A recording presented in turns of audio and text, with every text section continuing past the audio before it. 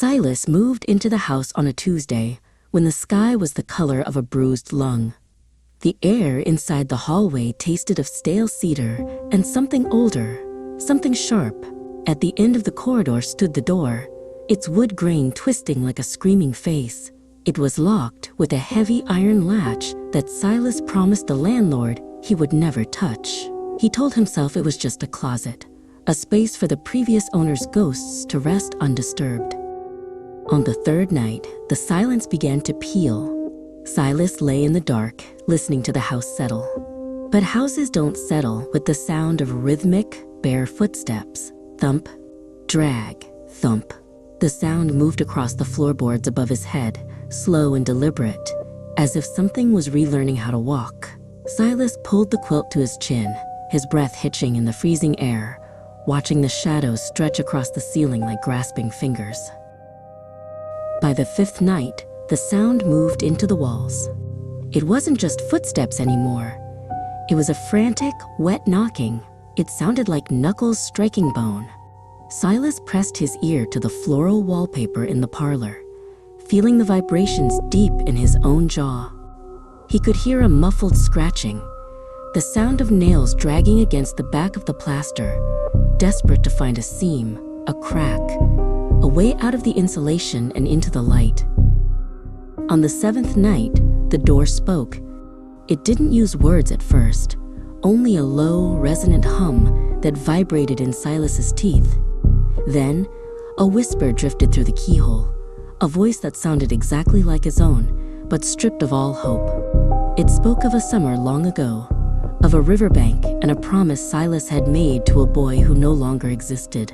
"You said we would never leave," the voice hissed.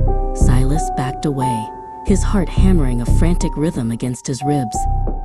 The eighth night brought a gift. Silas found it sitting on the kitchen table, though he had locked every window. It was a cracked porcelain mask, its painted smile chipped and yellowed. He recognized it instantly.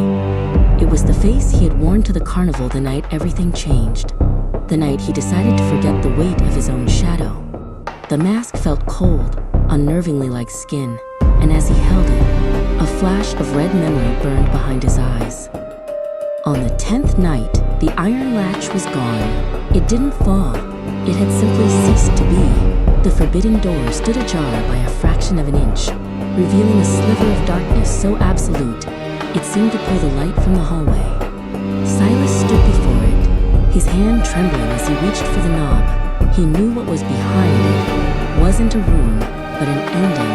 The air emanating from the gap smelled of rain and old guilt. Silas stepped inside. The space beyond the door was not a closet. It was a perfect, decaying replica of his childhood bedroom. The wallpaper was damp and hanging in strips, the air thick with the dust of 30 years. On the small twin bed sat a figure, its back turned to him.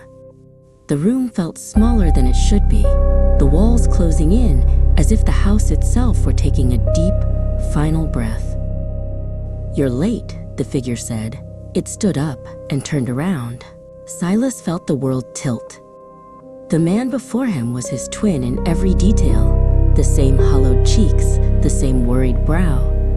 But his skin was the color of wood ash, and his eyes were voids filled with static. This was the Silas who had stayed behind, the Silas who had kept the promise that the living Silas had broken. The doppelganger smiled, and the sound was like dry leaves skittering on a grave. The shadow took a step forward, its movements jerky and unnatural. "You buried me in the basement of your mind," it whispered, the voice vibrating in Silas's own chest. "You built a life on top of my ribs. You thought if you moved away, if you changed your name, the promise would dissolve. But a promise is a tether, Silas. And I have been pulling from the other end for a long, long time." Silas tried to scream, but his voice was gone, trapped in the throat of the man before him. He realized then that the knocking hadn't been on the walls, but on the inside of his own skull. The house was only a shell. The forbidden door was the thin veil of his own denial. The shadow reached out a hand, its fingers long and stained with ink-black soot, and touched Silas's cheek. The touch was not cold. It was a searing, familiar heat. The two figures began to blur. The edges of Silas's body softened, melting into the soot and ash of the other.